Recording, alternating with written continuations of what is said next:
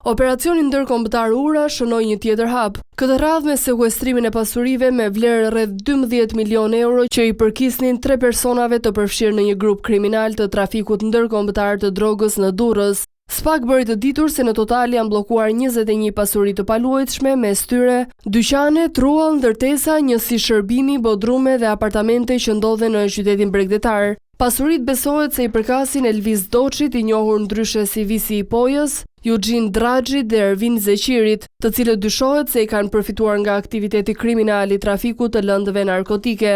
Elvis Doçi ndodhet ende në Arrati, ndërsa pasurit janë të regjistruara në emër të tij, familjarëve apo personave të lidhur me ta.